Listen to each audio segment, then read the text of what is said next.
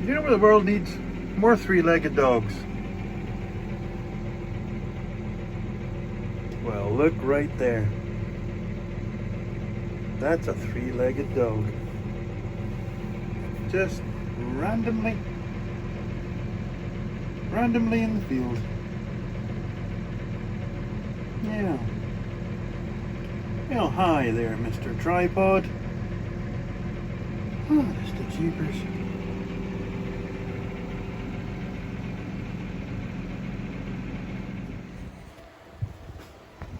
Howdy! Back in the shop.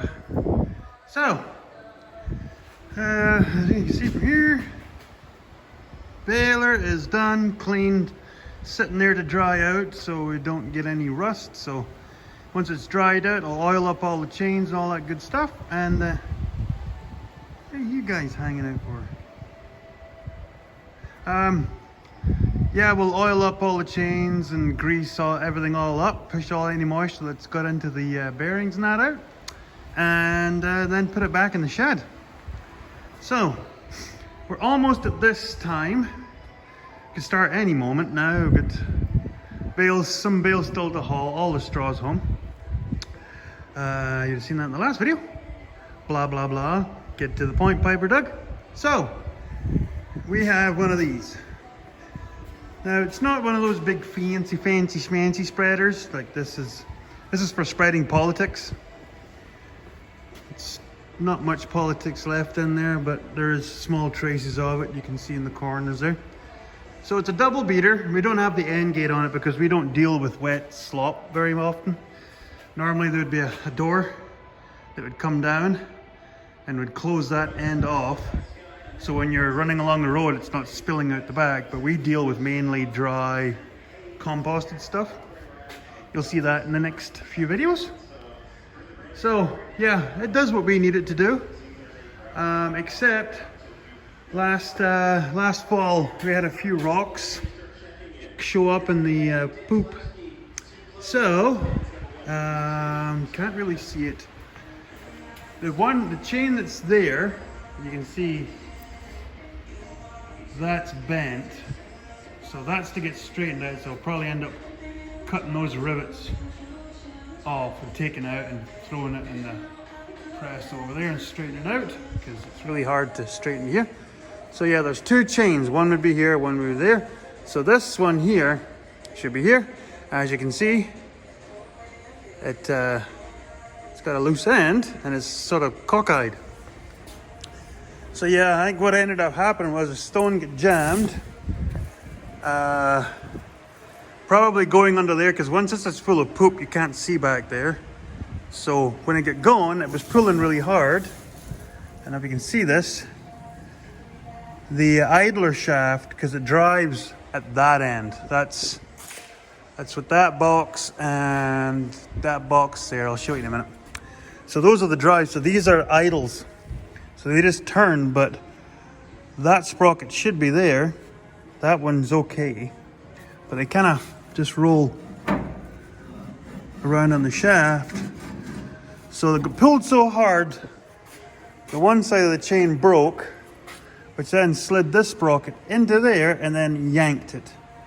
So I got to straighten that as well. It's not too big of a deal, just got to try and jimmy rig it out of there, straighten it and slide it back in. It'll be easier to go back in than to come out because it's got a bend in it. That side seems okay, fingers crossed. So what I got to do is cut the rivets because these are riveted on. There are some joiners in here. Of course it didn't break there. So I got to cut those. I got to cut that rivet off to join that cleat back together. This one is ready to go. So what I will be doing is, here's some I prepared earlier. So yeah, this is a joiner link that has one of those cleats on it. All the way around, there we go. So as you can see, I have fixed a couple before, so I just normally put a bolt back in here, like a carriage or something.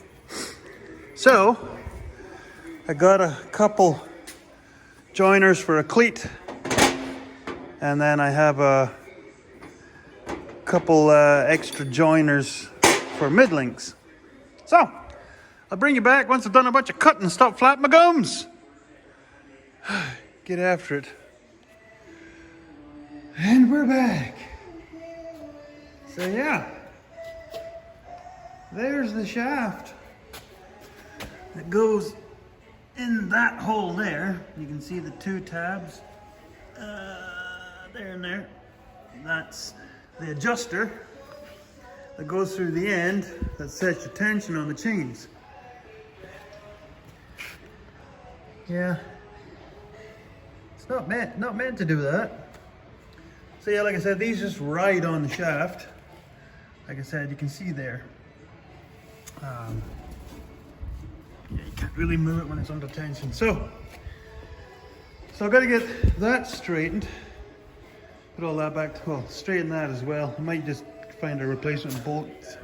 Not that weird of a bolt. So 4 cleats. Saying that though, the one was that one over there. So 3 off of this side. So here's all the spare parts it took to get all that off. So yeah, I hung this end out over here. Had to tear broken one of those off of there. It's to be replaced. That one should be okay. It's slightly twonked. So then a joiner there. And so yeah. So gotta get these straightened out. Then I can start putting that back together instead of putting the, oh yeah, I forgot this. I have to make a piece for here and then re-drill that hole. These aren't under that much pressure as long as you don't put rocks through it. So yeah, if I just cut that out there and then put a piece in there and then re-drill that, should be good. But yeah, turns out my little press there, it won't straighten angle iron. So we've got a big hydraulic press over the other shop. So yeah, straighten all that stuff out and start putting it back together. And then I can start servicing it. Okie dokie. I'll be back. Well, we're getting there. The banana shaft is probably 99%, I'd say. Cleats, close enough. Yeah, they're actually not bad. I thought they'd still have some wrinkles in them because some of them are stretched, like that. You can see it. But for push and poop, good enough. Yeah, here's our dirty little secret. This is the other shop. I'm not over here very often. You can see signs of my OCD, my organizations. But then there's everything else. There's my old bike, back in my younger days. Yeah, it's got a new fork tube to go onto it. So this will be coming over to my place when this place gets sold. So yeah, like I said, you can see signs of Piper Doug, organizations. But yeah, that's all the dirty secrets. So here we are. Just gonna fill in those gaps with some strong heat because this has got to be pretty stoked. So using my brother's miller.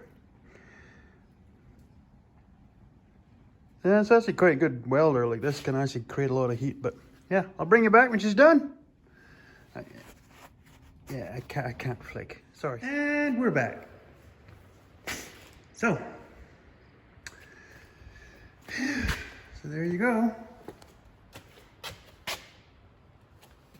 Nice and straight. Ish. Here's the patch job. Doesn't have to be pretty.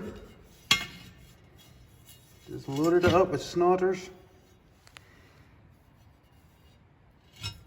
That'll work. Just have to grind that out because You can see the outline of the plate. There. So yeah. So, and because there's not pop rivets, got some old carriage head bolts. So basically the square slot will collapse into the hole, and that should end up with that part riding along in the floor in there, so it won't chew it all to crap, because these are those it's not wood, they're those recycled plastic boards, like decking boards. So yeah, I'll bring you back if anything exciting happens. New Holland. Okay. Cleat.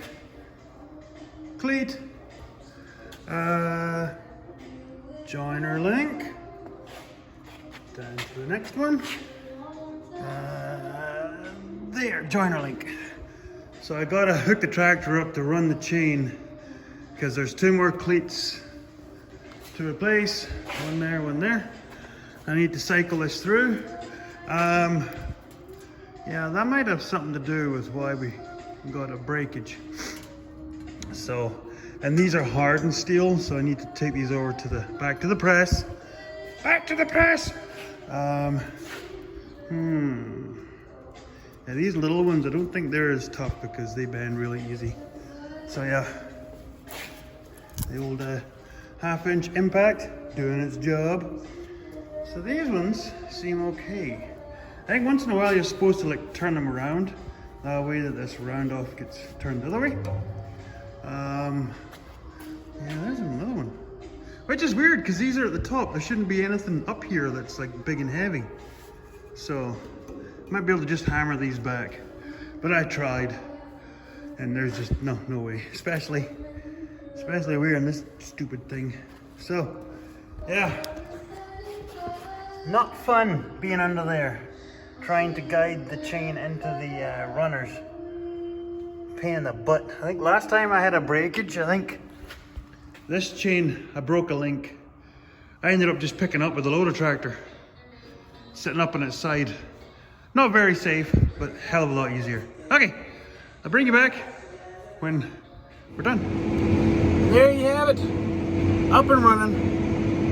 Everything seems to be going fairly well. I don't know if you can tell from where we are. We've got about 15 loads out so far. Haven't had too many surprises. Found a bolt missing out of there somewhere. Replaced that. It's all good to go. So, back to politics spreading.